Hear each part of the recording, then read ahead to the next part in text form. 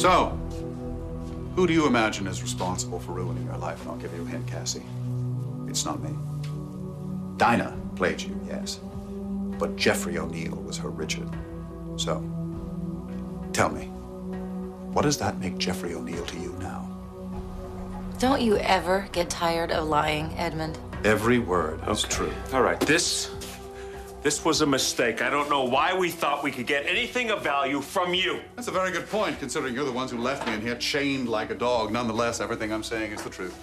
There's no reason to be here right now. Come on. It's the truth, Cassie. Who had the connections to have Dinah released from prison? To set her up in Europe with the means of impersonating you, Jeffrey, Cassie. Jeffrey O'Neill, your knight in shining armor. He will do everything and anything it takes to get what he wants.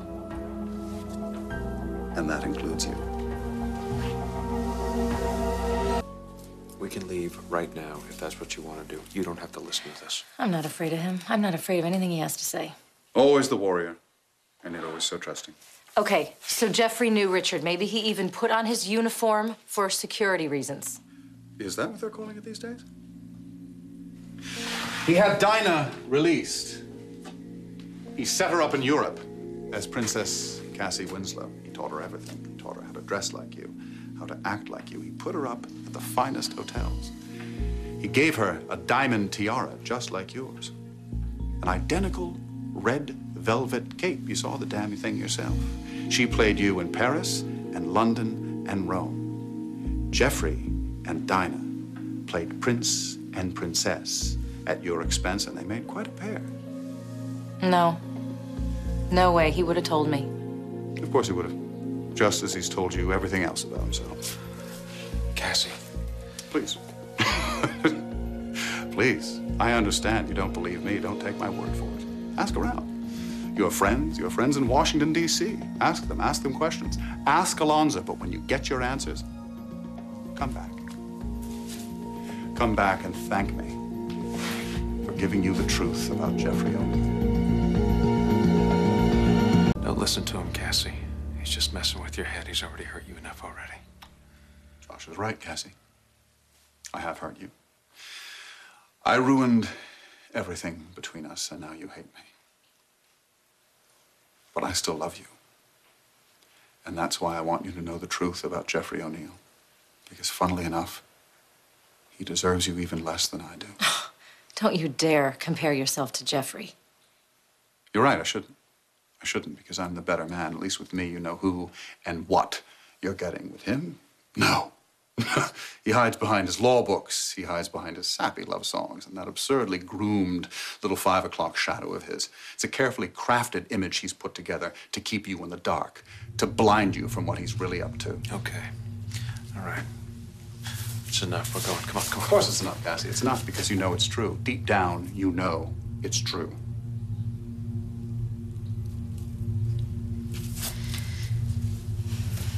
I want to speak to Edmund alone. That's really not a good idea. No, I'll be fine. Just don't go too far, okay?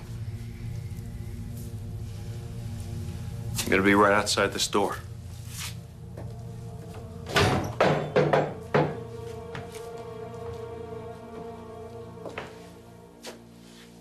You believe me, Cassie? I can see it in your eyes. Suddenly, Jeffrey O'Neill isn't looking so wonderful, is he? Let me make something perfectly clear, Edmund. If you want me to lose faith in Jeffrey because you think there's even the slightest chance that I might let you back into my life, you don't belong in this prison. You belong in a padded cell. Ever wonder how far it went, Cassie? Jeffrey's impersonation of Richard? Was it just for show? Events and functions when you weren't there? Or did it go beyond that? Did Jeffrey pretend to be Richard when it was just the two of you? Are you telling me there was never a time when you wondered, Cassie? Thought to yourself, something about Richard seems so different today. He doesn't remember what I told him at dinner last night, or that little inside joke we had.